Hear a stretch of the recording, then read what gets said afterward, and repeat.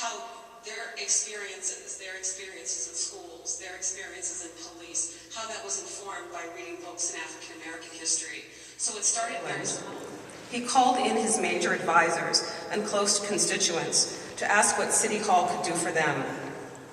Church and community groups rubbed shoulders with old political allies and former student radicals, each carrying their own detailed wish list.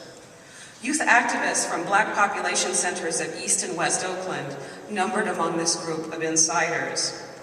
When asked what they would like, to the surprise of everyone, 13 and 14-year-olds gave an answer that no one could have predicted: grief centers.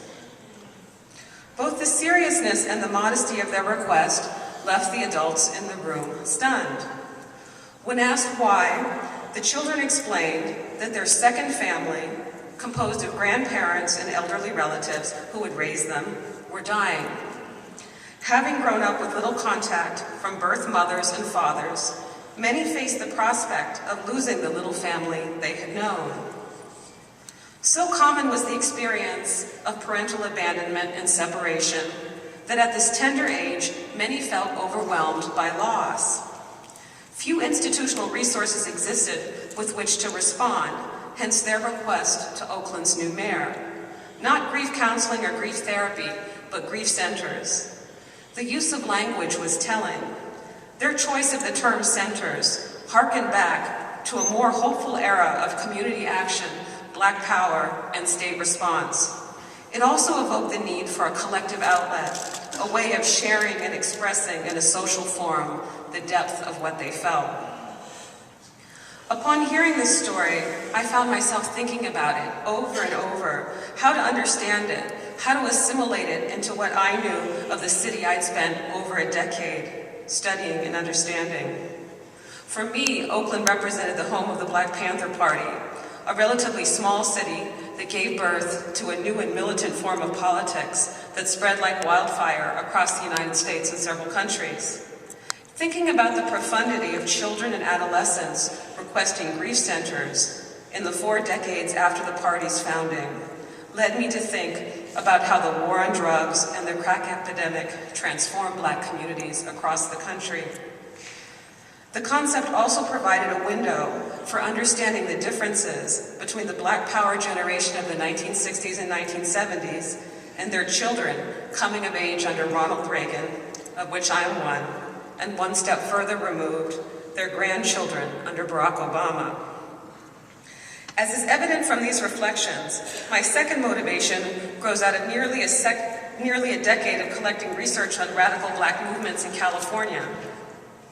Coming to the subject as a historian of the Black Panther Party, which in many ways provided a very hopeful look at the emergence of a new and militant type of Black politics that confronted state violence in new and creative ways.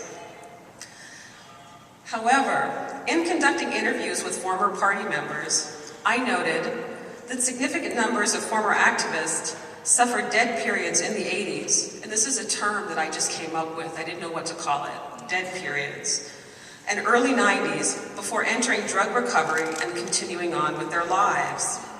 We didn't speak about this. It was something that was part of the interview, but it was a subtext of the interview.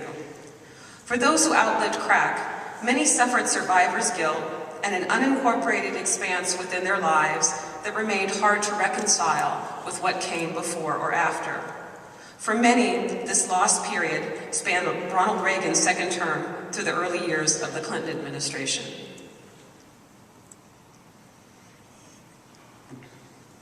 While we spent little time discussing the specifics of what happened, I was quietly aware of a painful fault line that separated their present lives from their youthful activism. Beautiful stories of resurrection also informed my research. A former Panther and his brother, who had grown up in rural Louisiana, turned to painting as an act of recovery from addiction. Religious images of transcendence, of burdens transformed into wings, express their shared experience of resurrection. Although the Laird brothers may have seemed exceptional, in reality, their story was told and retold in many different voices. Crack and the war on drugs devastated both individuals and families, precisely because too often it was experienced as intensely personal and in isolation. And yet, looked at from hindsight, this drug epidemic was an expansive phenomenon that linked hundreds of thousands of people, community institutions, and state actors. In sum, it was a topic more than worthy of its own social history. It has become a truism among progressives that the early 1970s represented the beginning of a steady decline of real wages in the US. But more poorly understood in popular discussion is how the 1970s served as a transitional era of economic restructuring that witnessed a new consensus among policymakers that would ultimately lead to a drastically reduced role for the state in the economy.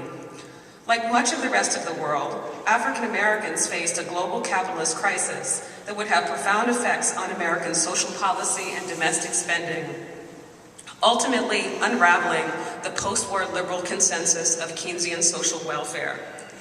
The fiscal crisis also created a social breach that fostered a thriving environment for underground, illegal, and illicit economy, offering the poor a means of survival in the face of rapid economic decline and mass unemployment.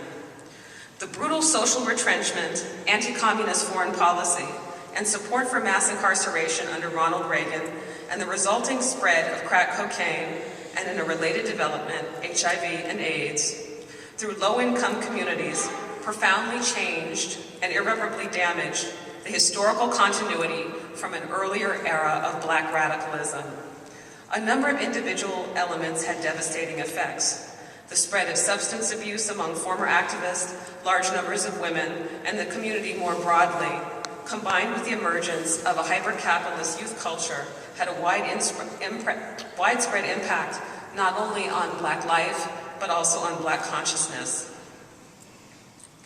This historic shift in the 1980s, which took place during an intense period of social stratification between a small emergent African-American middle class and an increasingly impoverished Black majority, might be best crudely summarized as a turning from political optimism to political pessimism.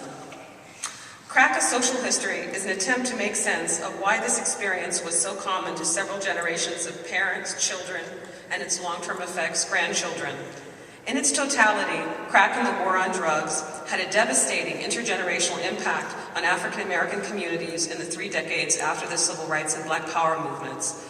I explore how issues of substance abuse and addiction that are usually thought of as personal, familiar, and intimate must be understood in their broadest social context.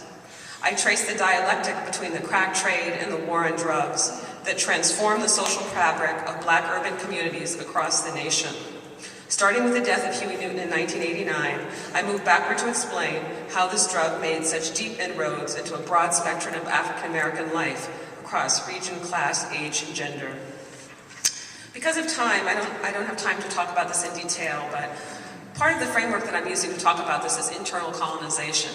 And this was an analytic framework that was used throughout the Black Power movement and other third world liberation movements. But thinking about it as ways to understand structures of disempowerment and external control of communities. Part of what happens, I think, that's so destructive in the 80s is that there's a turning inward of people trying to explain what's happening in communities through very personal and individual understanding, rather than stepping back and looking at how dynamics of colonization, coloniality have shaped life in intensely segregated spaces, Divided into 3 parts, abandonment, death, and resurrection, Crack: A Social History locates the origins of the epidemic in both the radicalization of the late 60s and the period of backlash that followed. Starting with the transformation of American cities by white flight, deindustrialization, and state retrenchment, I trace the rise of crack during an era of right-wing, domestic, and foreign policy that had profound domestic effects. Not content to tell the story simply of a destructive series of epidemics, the final section of my book documents grassroots mobilization against substance abuse and the spread of HIV/AIDS. The attempt by musicians, writers, and visual artists to return to an anti-corporate, non-materialist form of expression, and most importantly, the battles of ordinary people to reclaim their lives and rebuild community. As devastating as crack was, many people survived and led productive lives in its aftermath. I would conclude just by saying that I think it's important today that we think about many different aspects of state repression. There's direct state repression with policing and incarceration, but there's also the interconnection between foreign and domestic policy. And one of the most disturbing things about looking at drug epidemics is that every war has a drug epidemic domestically that accompanies it. And there's a relation between international violence and violence that we see at home.